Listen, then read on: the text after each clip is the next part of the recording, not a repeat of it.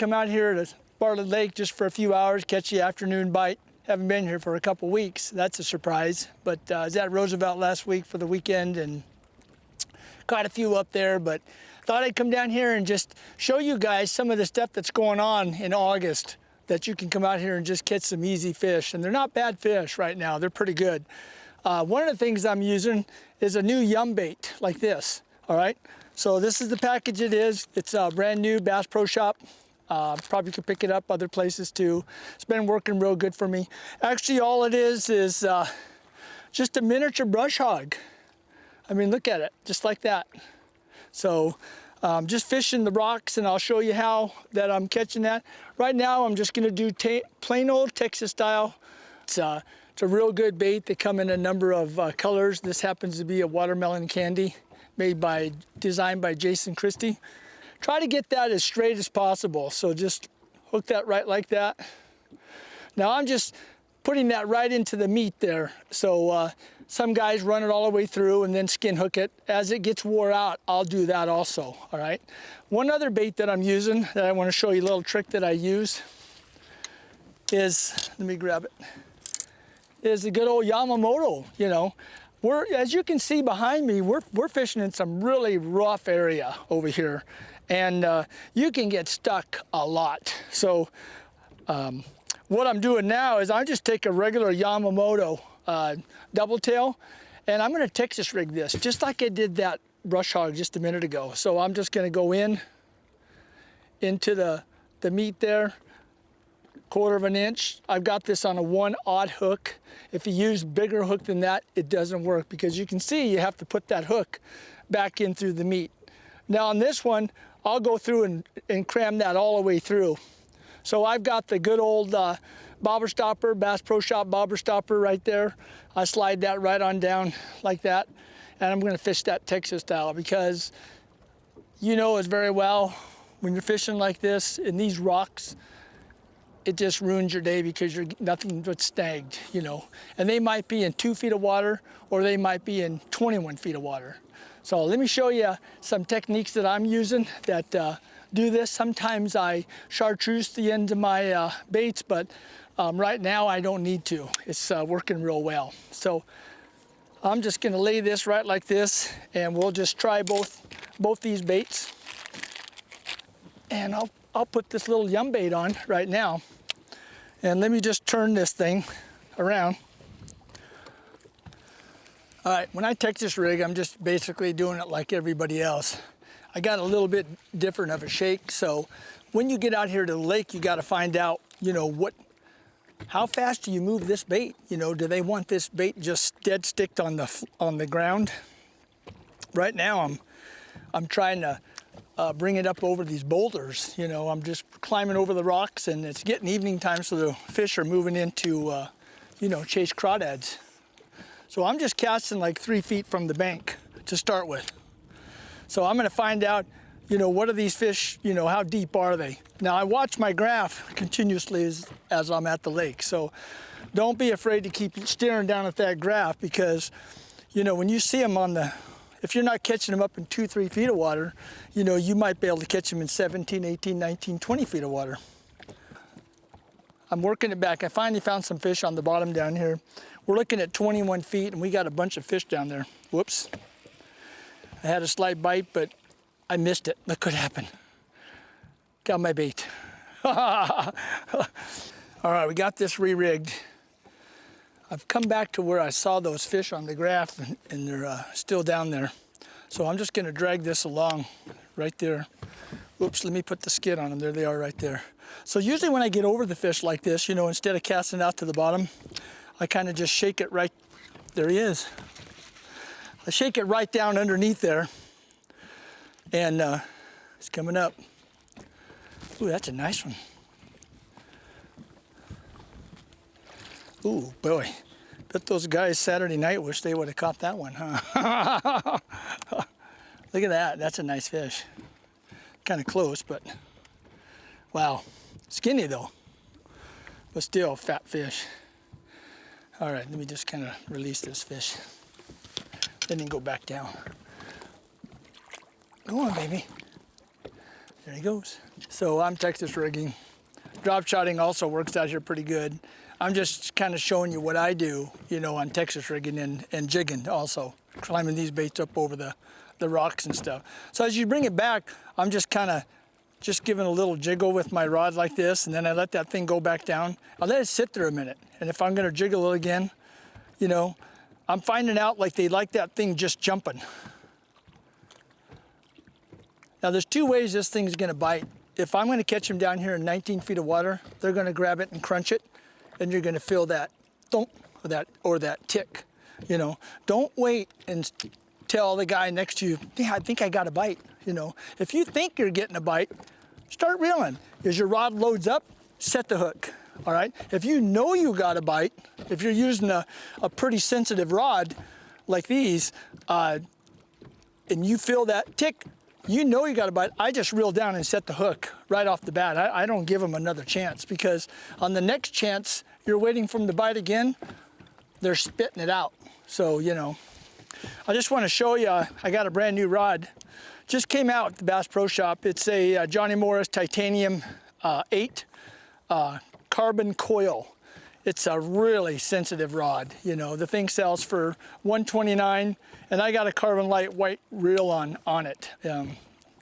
So I'm just pitching that out. Again, we just got to find out, you know, where these fish are, how close to the bait they are, the bank. I'm just crawling in. Right now I don't see any on my graph, but you never know where you're going to see them. You might see them in 14 feet of water. You might see them in 21 feet. So it drops really fast here. So if I move the boat 1 foot or 2 foot, I'm going to drop down 1.5 foot, 2 foot. So I've been catching a few off the graph also. You know, when I see them on the graph, I'll hurry up and reel up and let it go down. I've been catching them that way too. So I'm just going to step on this sucker a little bit till I see some. So generally that's what I do. I just reel up. You know, I'm just pitching right now. If any of you didn't learn how to pitch, or you want to learn how to pitch, this is a real easy method. I just hold it right above the weight like this, and I load up my rod, you know, and then I just sling it out there, slingshot it. And you can pitch that thing 30, 40, 50 feet, you know, pitch it.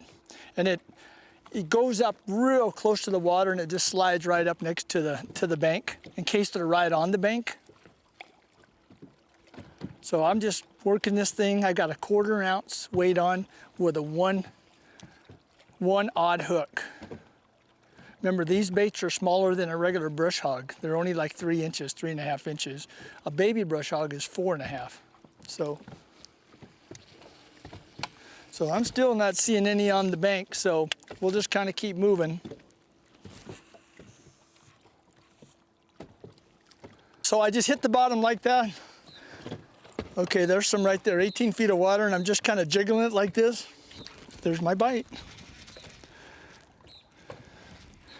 This one was in 18 feet of water.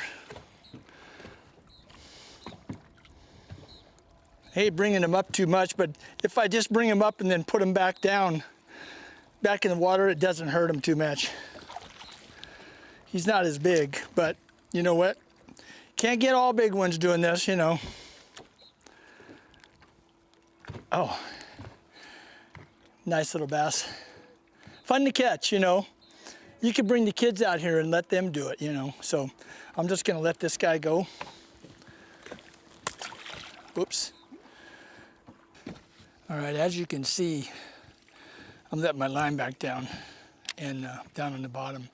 And you could see that, you know, what we're fishing in. So these things are all moving up to fish, get these crawdads out of here, you know, along the shoreline. It's just tons of rocks, you know. So I'm just going along and just let that 1/4 ounce and that brush hog just kind of dip over these rocks. And when you get over, climb over one, good God, there's a bite right there. What I was doing, I was coming up over a rock and like a crawdad. And here he comes. Oh, he's not big, but it's all right. It's a good method. Man.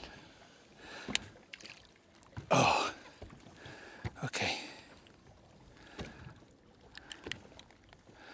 Another just a little one, but Nice color, fun to do. Let's hook up a jig, Yamamoto like I showed you, and use it instead of the brush hog. Let's try the jig, see if that works. I showed you how to hook these things, Texas rig. So I'm basically doing the same thing, 1/4 ounce tungsten weight, bobber stopper, Texas rig on a double tail Yamamoto. All right, so let's see if they'll bite this. If they're biting the brush hog, they usually are biting the jig.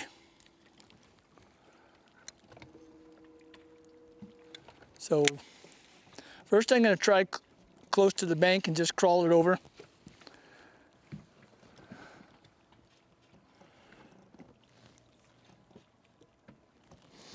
And you can bet if I see any on the graph, I'm gonna, you know, this, while I'm fishing, I mean, I just want to explain something to you. This is probably the worst year I've had for catching big fish here at Bartlett Lake. I mean, I can't catch them in the tournaments, but I can catch them in practice. That's because I'm here once or twice a week.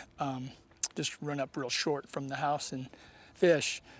It's been a weird bite this year. I mean, you know, you can come, I used to could come out here all day and catch 30 or 40, and now we're catching 10, 12, 15 of them, you know. I mean, we still can catch them in the morning. I had a couple friends here that got here at 5:30, 6 o'clock, and they stayed till 12 and fished in the morning. There was no reaction bite at all this morning. They threw crankbaits, topwater. Oops, there's a bite. There's one, jig bite. Well, you can definitely tell when those jig fish hit. Ooh, now this one's got some shoulders. Nope. See that? When I was trying to explain to you guys, when you feel that tick, set the hook. Don't look to your friend and say, man, I think I got a bite, you know. So you can see that that's just caught right in there. Kind of skinny for the summer, but you know what? It's a good 1.5 pound fish. So we're just gonna rig this back up. Put that right back in the Yamamoto. Bring that right out there like that.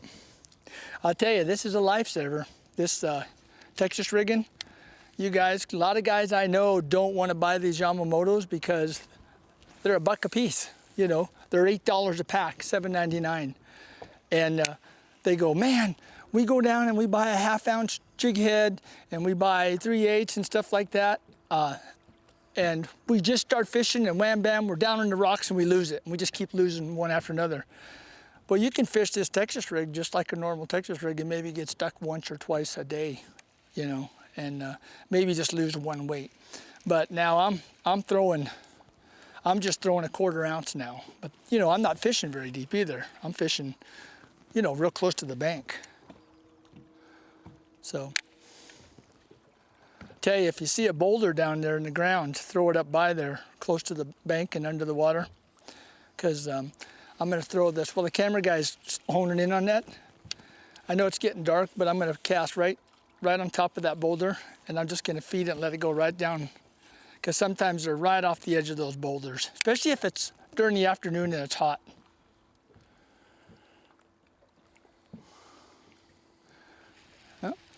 Make me a liar. It doesn't always happen, you know. Yeah, before I came up here, Seth and I were talking about how funny the bite's been for him too in September.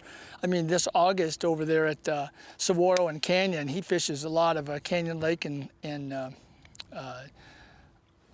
Saguaro Lake, and he said the bite's been real flaky. He said there's been nights he's done really good, caught some huge sacks, and then he said there's nights he gets over there and doesn't catch any, you know.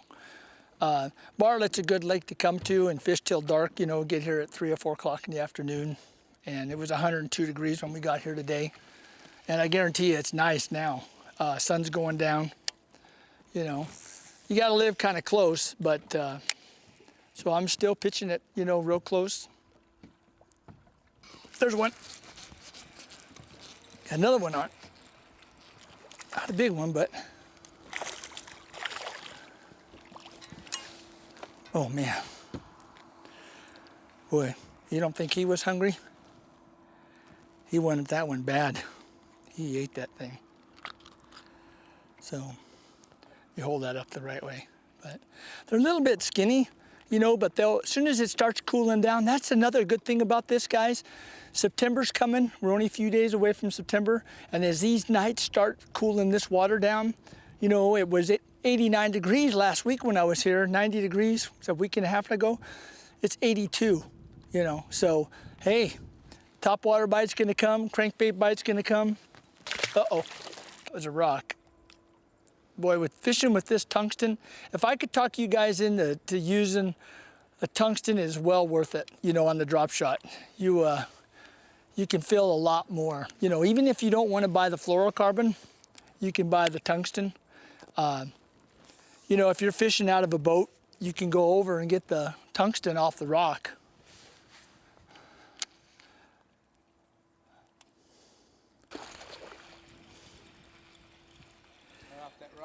Right off the rock. All right. This is a little nicer one. Look at that. Oh, yeah. Oh, nice. Whew. That one gave a pretty good fight. Whoa, got that little bit fatter one, but nice. Hey, look, it's getting pretty dark now. We just wanted to give you a little fish report while we were out here, you know.